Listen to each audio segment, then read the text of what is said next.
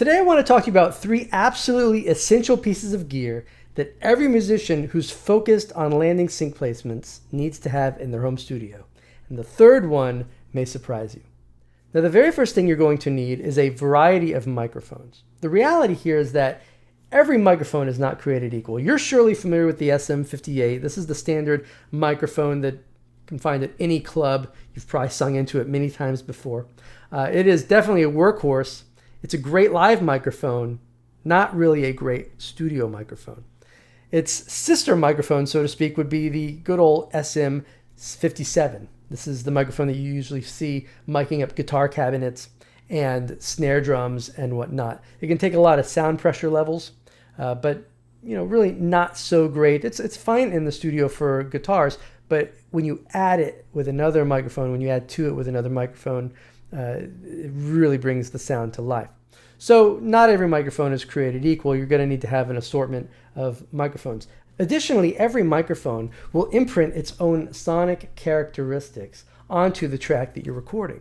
So if you are using this one particular microphone, and we'll say that this microphone has a bump at around 400 hertz, and we'll say it attenuates just a little bit around 1.5K, that sonic footprint is going to be added to every track. If you're using this to record vocals, you're going to get a bump around 400, and you're going to get an attenuation at 1.5K.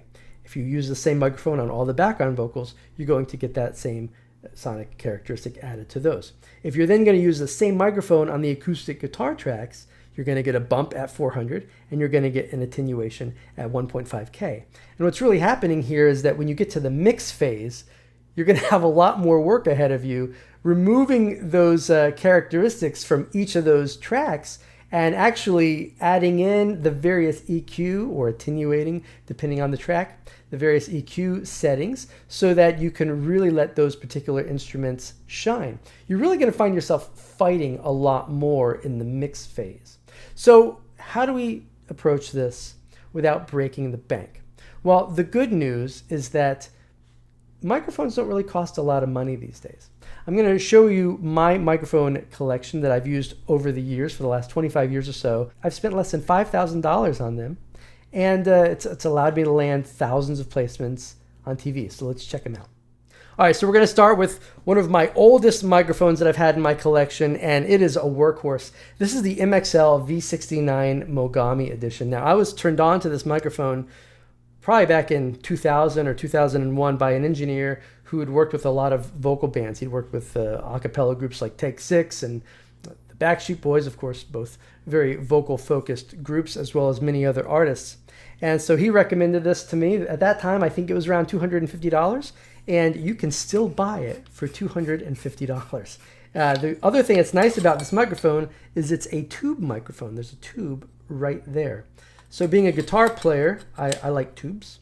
And this has just been a fantastic vocal microphone. It works great for female and male vocalists. I would say that probably 50 to 60% of the vocal songs that I've had on TV over the last 20 years or so have been recorded with this microphone. So it will definitely not break the bank by any means. It's about $250 still today. Now, keeping in line with the MXL brand, the next series of microphones that I've had for almost as long as the V69 are the MXL 603Ss. Now, I got a stereo matched pair. You can buy them as a stereo pair. These will run you about $200.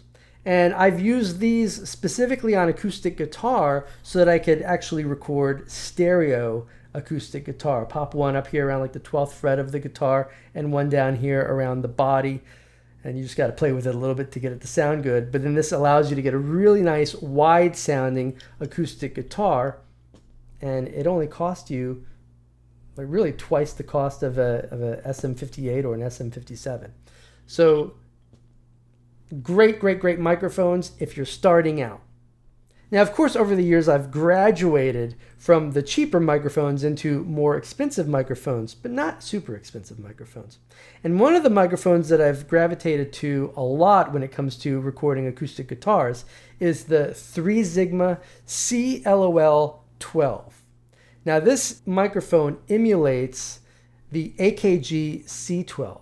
And the AKG C12 is a vintage microphone. I don't think you can find them nowadays anywhere under $20,000. They have a newer version of that called the C12 VR, which I believe is around $4,000 or $5,000. But this microphone only cost me, I think it was around $450 to $500. This is the microphone I still use on virtually all of my acoustic guitars at this point. So not a huge investment, sounds amazing. But along with that, I also gravitate oftentimes to the Lewitt LCT 640 TS.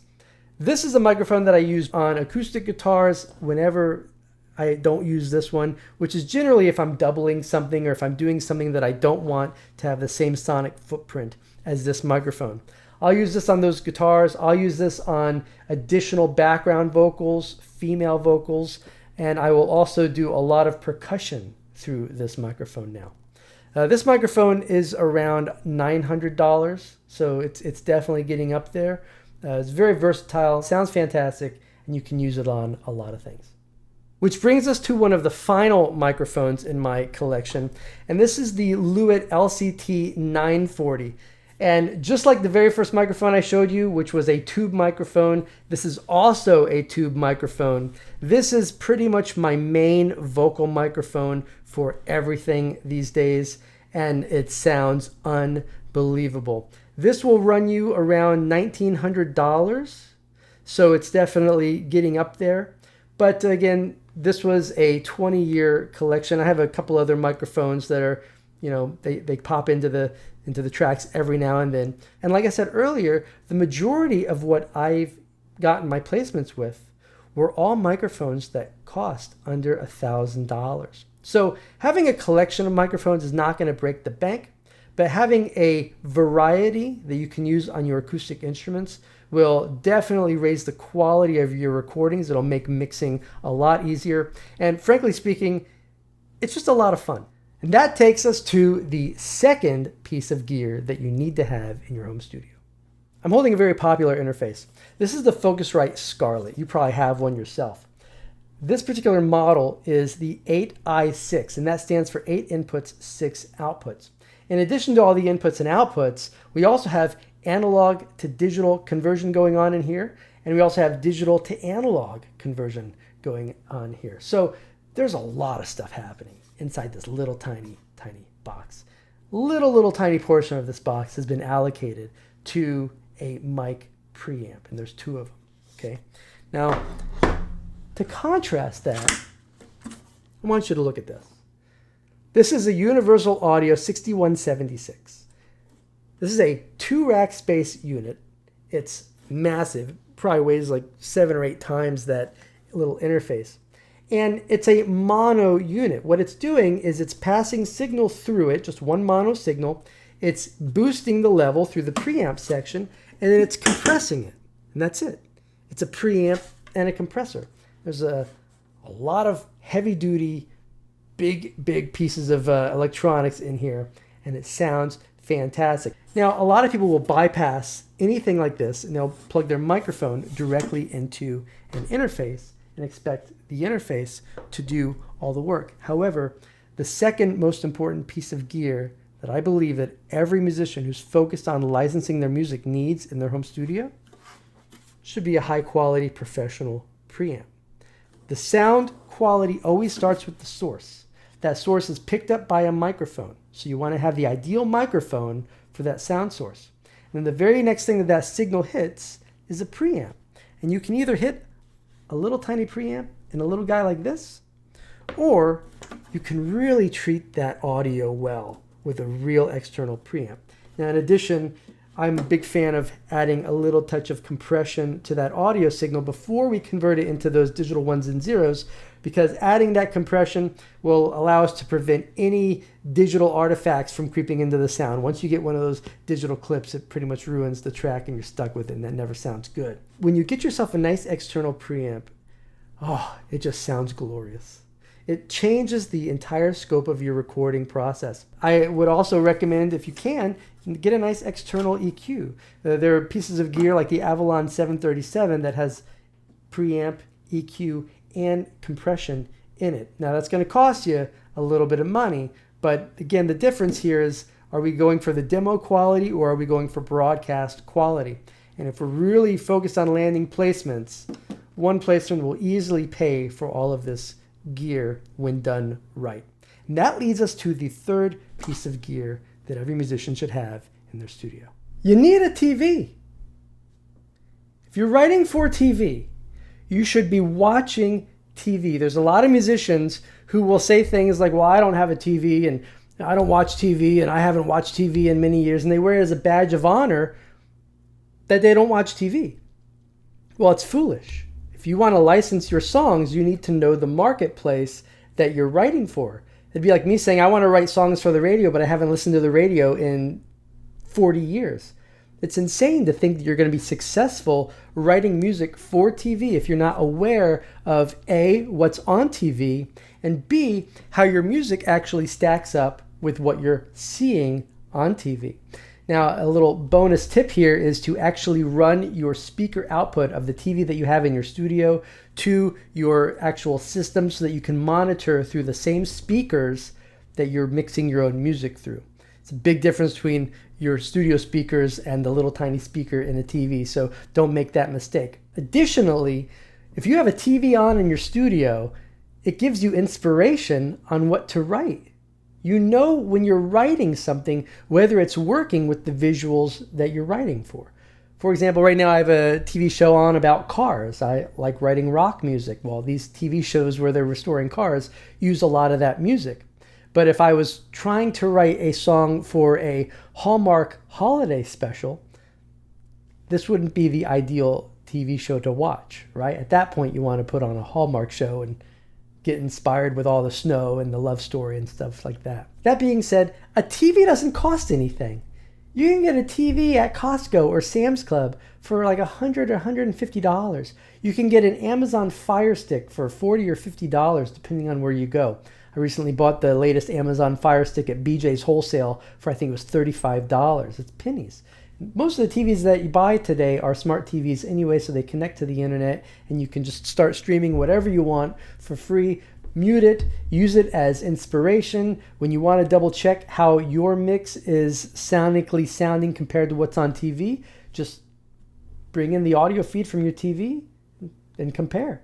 It's really quite simple. But that's the third essential that you need in your home studio if you are looking to write music for TV, film, and whatnot. So there you have it. Those are the three essentials that every sync-focused musician needs to have in their home studio. You need a variety of microphones. You need a dedicated preamp. Ideally, if you can get one with a really nice compressor as well, that's a big, big, big bonus.